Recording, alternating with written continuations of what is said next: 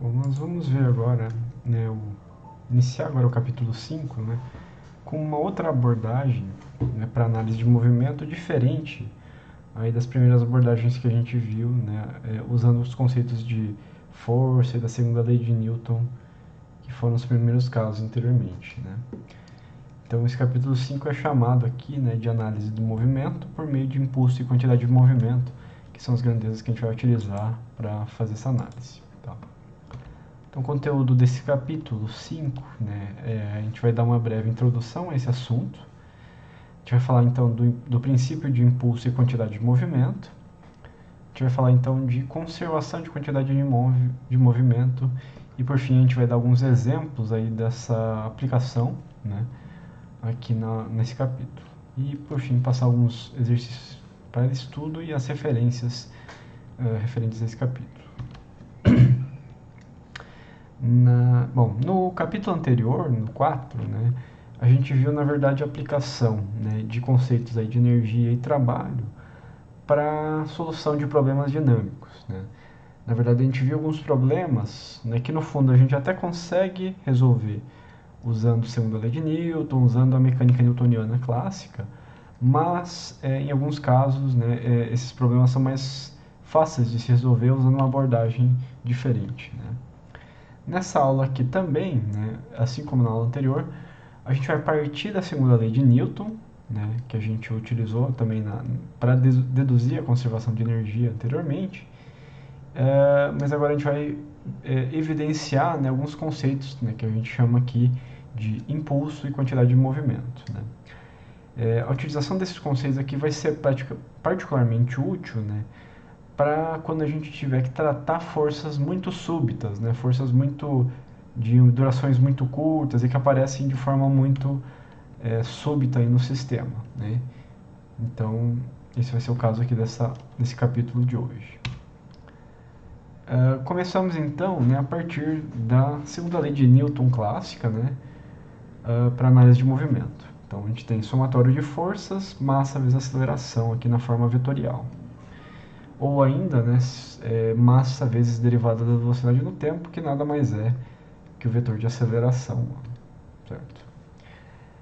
Se a gente rearranjar esse termo dt, né, passar ele para a esquerda da nossa equação aqui no somatório de forças, e integrando a equação, né, as equações dos dois lados aqui, de um certo tempo t1 até t2, onde a partícula vai passar de uma velocidade de v1 até v2, né, a gente tem então somatório de integral de t1 até t2 de f dt é igual a m integral de v1 até v2 de dv. Resolvendo então essas duas integrais, na verdade só a integral da direita, né, a gente tem somatório da integral de f dt, né, que é uma integral de força no tempo, nesse caso, é igual a mv2 menos mv1, resolvendo aqui nossa integral. Então, essa equação aqui, na verdade, ela traduz o efeito de uma força aplicada durante um certo intervalo de tempo na velocidade de uma partícula, né, entre um instante t1 até t2. Né. Esse primeiro termo aqui no lado esquerdo da nossa equação é o que a gente chama de somatório de impulsos externos. Né. O impulso aqui é essa integral da força ao longo do tempo. É um outro nome que a gente está dando para essa grandeza, né? Que é essa integral da força no tempo. Né? Lembrando que talvez vocês estejam pensando aí, mas isso não é o trabalho, né? Trabalho é a integral da força, né, ao longo de uma coordenada espacial. Né? Impulso, no caso, é uma integral de força ao longo da variável tempo. Né? E mv2 e mv1 são grandezas aí que a gente chama de quantidade de movimento, ou quantidade de movimento linear aqui. Se vocês lembrarem lá da segunda lei de Newton, né, a equação original dela, quando a gente não tem que considerar massa constante, é somatório de forças igual a derivada no tempo da quantidade de movimento linear da partícula. Né? É justamente essa grandeza aqui que a gente está vendo aqui. Né? Então, quantidade de movimento é um vetor nessa forma, né, a gente está chamando aqui de L, que é igual a mv. com mesma direção e sentido da velocidade. É uma grandeza vetorial aqui que tem relação com o movimento da nossa partícula, nesse caso. Né? O impulso, que é aquela integral da força no tempo, né, vai ter a unidade de Newton vezes segundo, né? A unidade de quantidade de movimento vai ter a unidade de quilograma-metro por segundo, né? E o impulso, né, que é aquele termo da esquerda da nossa equação, representa o efeito de uma força explicitado aí durante um certo intervalo de tempo. Né? Então, na visão dessa equação, né, o impulso ele faz o quê? Ele modifica a quantidade de movimento da partícula, né? Modifica a velocidade dela e tudo mais. De forma geométrica e de forma certamente similar ao que a gente viu anteriormente, né, com o trabalho, né, o impulso ele é uma integral de f de t dt, portanto, se a gente delinear um gráfico de força ao longo do tempo e calcular essa área abaixo dessa curva, a gente tem o que a gente chama aqui de impulso, ou função impulso. A gente pode interpretar essa equação de uma forma um pouquinho diferente, só rearranjando os termos da equação aqui original. Então, vou passar esse mv1 aqui para o lado esquerdo. Né?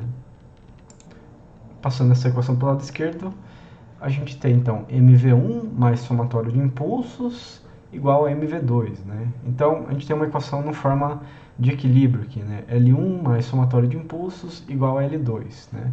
Qual que é o papel dos impulsos externos aqui? É justamente modificar, né, nossa quantidade de movimento da partícula, né, ou modificar a velocidade da partícula aqui nesse caso. Quando a gente não tem forças externas, impulsos externos no sistema, né, a quantidade de movimento da partícula tende a ser a mesma. Né. Então, essas equações aqui elas podem ser vistas, né, como a tradução do efeito dos impulsos externos na quantidade de movimento, como eu falei, né, na velocidade dessa partícula. Né. Então, isso aqui é uma equação básica interessante, aí mais ou menos equivalente ao conceito de trabalho e energia que a gente viu anteriormente, só que visto de uma outra forma. Né.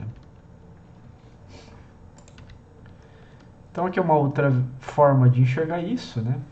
A gente tem uma partícula com uma certa quantidade de movimento mv1. Essa partícula aqui sofre a ação de um impulso, né, ou seja, de uma força entre o intervalo de tempo t1 até t2. Né? Então aqui é um vetor representando esse somatório de impulsos. Né? E o que isso aqui acarreta? Né? Acarreta na mudança da quantidade de movimento da partícula. Né? Então acarretou aqui no caso numa mudança desse vetor de quantidade de movimento para mv2. Né? Qual que é a grande vantagem dessa abordagem aqui? É que a variável tempo ela é explícita na expressão dos impulsos. Né? Diferente, por exemplo, da segunda lei de Newton, por exemplo, ou mesmo das equações de trabalho e energia ou de conservação de energia, aqui nessa equação, a variável de tempo, né, ou o tempo de duração daquela força, está explícito na somatória de impulsos aqui. Né? Então isso aqui é particularmente útil quando uma determinada força que é aplicada na nossa partícula, né, tem uma curta duração. Né? Então a gente vai ver alguns problemas onde a gente vai utilizar justamente por esse caso. Assim como na segunda lei de Newton e tudo mais, a gente pode dividir esse princípio, né, de quantidade de movimento e dividir ele nos três eixos, né, x, y, z, né, retangulares aqui. Então a gente tem mvx1 mais somatório de impulsos, que é integral de fx dt em t1 até 2 igual a mvx2. Faço aqui a mesma coisa, né, para y, né, e para o eixo z. Então a gente pode separar o problema em cada um daqueles três eixos, assim como fazemos com a segunda lei de Newton.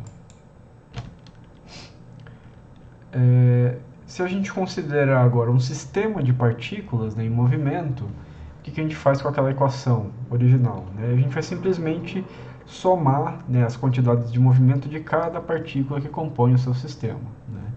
Então, somatório de quantidades de movimento das partículas, né, no instante 1, mais o somatório de impulsos em cada uma daquelas partículas né, nesse instante, de T1 a T2, é igual a somatório das quantidades de movimento das partículas no instante 2. Né? Então, no caso de sistemas com várias partículas que compõem a análise, pode-se provar que o princípio de quantidade de movimento, né, essa equação 6, é válido, né, é válido aqui, o princípio é válido, né, analisando simplesmente, né, a quantidade de movimento do CG, né, do centro de gravidade do sistema, e englobando o efeito de todas as forças atuantes. Né. Então, se vocês lembrarem lá da segunda lei de Newton para sistemas de partículas, né, a gente faz somatória de forças no nosso sistema igual a massa vezes a aceleração do CG daquele corpo. Aqui, de forma similar, né, acaba acontecendo, eu não estou deduzindo isso, né, mas já estou deixando claro essa questão. Então, para um sistema de partículas, né, a gente tem massa vezes velocidade do CG no instante 1, mais somatório de impulsos externos no nosso sistema de partículas é igual a massa vezes velocidade do CG no instante 2. Né? Isso aqui é uma equação mais simples assim de se utilizar, né, quando você quer analisar um movimento de um sistema todo de partículas. Né? Caso a gente não tenha, né, nenhuma ação de impulsos externos, nenhuma força externa no nosso sistema, a gente tem então somatório de quantidades de movimento, né, no instante 1 é igual ao somatório de quantidades de movimento no instante 2 aqui. Ou ainda, né, se a gente considera que esses sistemas têm massa constante,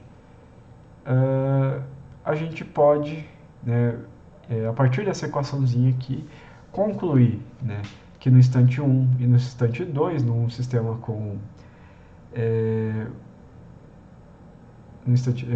sem nenhum impulso externo atuando, né, a gente pode concluir então que a velocidade do CG no instante 1 é igual à velocidade do CG daquele sistema de partículas no instante 2. Né? Então, essas equações aqui, né, de quantidade de movimento, de conservação de quantidade de movimento, são particularmente úteis, né, quando a gente quer analisar partículas, né, em choque, em colisões aí. Né? Então, tem um vídeo aqui que eu estou recomendando para vocês darem uma olhada, né, onde a gente onde os autores, né, fazem uma análise aí em termos de quantidade de movimento, inclusive, de bolas de bilhar, né, de um jogo de bilhar aí, e analisando os choques entre as bolas e tudo mais, é bem interessante porque tem bastante relação aqui com o conteúdo dessa aula.